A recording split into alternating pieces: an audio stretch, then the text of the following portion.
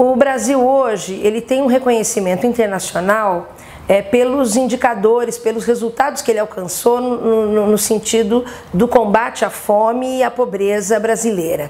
E como são milhões, né, então há de fato o interesse tanto dos organismos internacionais como dos países em conhecer os nossos programas sociais, as nossas políticas sociais, a forma como nós organizamos as políticas sociais nesse país que é tão grande e principalmente os programas de transferência de renda, como é o Bolsa Família, os programas na área de segurança alimentar e nutricional, como as cisternas, o programa de aquisição de alimentos da agricultura familiar, o nosso PAA, e também o trabalho com as famílias, a implantação do Centro de Referência da Assistência Social. Há também um outro programa de muito interesse em relação à alimentação escolar, como o Brasil consegue garantir alimentos para 100% das crianças nas escolas. A minha primeira experiência de consultoria foi no Senegal, via a cooperação do Brasil, através da CGFOME, do Itamaraty, das Relações Internacionais, com a FAO. E foi no Senegal onde nós estamos ainda com essa cooperação em vigor, com 5 países, e eu pude conhecer de perto a experiência do Senegal, que é na área da agricultura familiar e alimentação escolar. Através dessa assistência técnica, dessa troca, dessa transferência de tecnologia, o Senegal hoje está plantando arroz em Kédougou, que é uma região bem isolada, afastada, né, de Dakar, da capital, e com um resultado fantástico. Eles quase quadruplicaram a produção de arroz a partir do aprendizado, do uso das máquinas, das tecnologias, da assistência técnica, do trabalho com os trabalhadores rurais. Então essa é uma experiência que tem dado certo e que muitos países da África têm interesse em que o Brasil continue aportando não só recursos financeiros, mas a tecnologia, a troca de experiência, também no programa Mais Alimentos, que garante máquinas, equipamentos para a área rural. Na verdade, uma das características muito marcantes da África é a dimensão coletiva e comunitária. Então é muito impressionante como o sentido da comunidade, da vilagem, do território é importante para eles, essa vida em comum.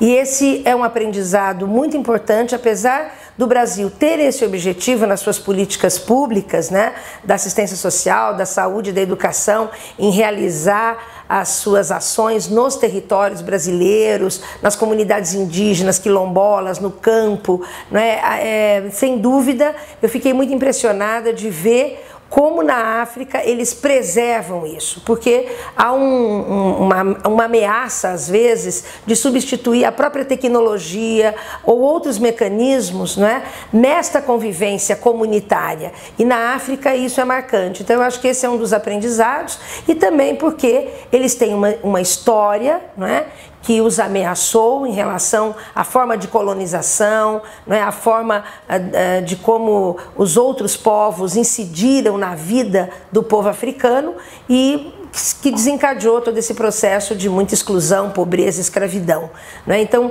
conhecer essa história, conhecer essa identidade deles que é muito forte, não é? Esse sentido de pertencimento, não é? À sua pátria, à sua gente, ao seu povo, também é um grande aprendizado que a gente pode ter com eles.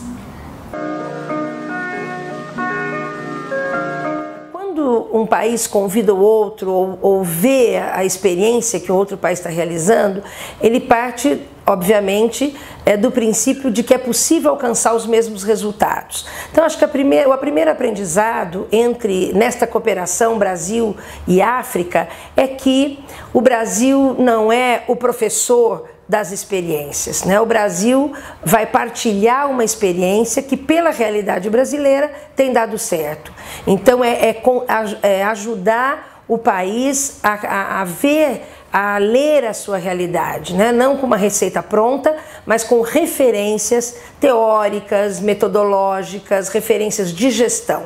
Acho que esse é um grande aprendizado, né? No sentido da gestão, da vontade política. E eu tenho conversado isso com os ministros, com os presidentes dos países. Quer dizer, ter vontade política, fazer uma escolha, não é, para mudar de fato os indicadores e transformar a vida da população que vive excluída, que vive em situação grave de pobreza e de vulnerabilidade.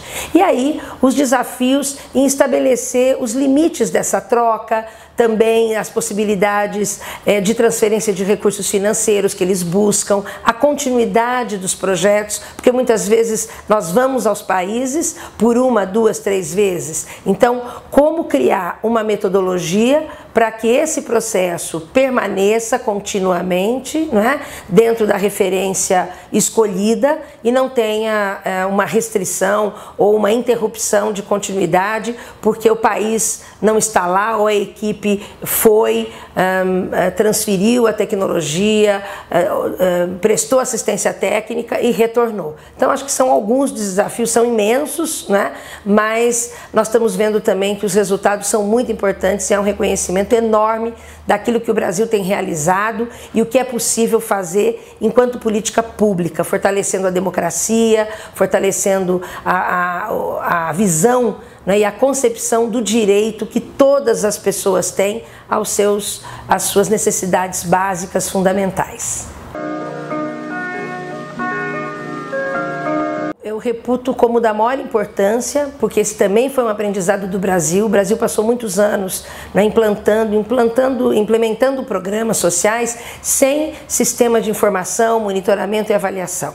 Então acho que o Brasil ganhou essa expertise, né, cada política, cada ministério, né, levando a sério os dados da nossa realidade, os nossos censos populacionais, a atualização dessas informações, a leitura correta, né, e muito transparente desses dados. Esse continua sendo um desafio para os países da África. Há países que não fazem um censo populacional, um levantamento há 30 anos, 20 anos.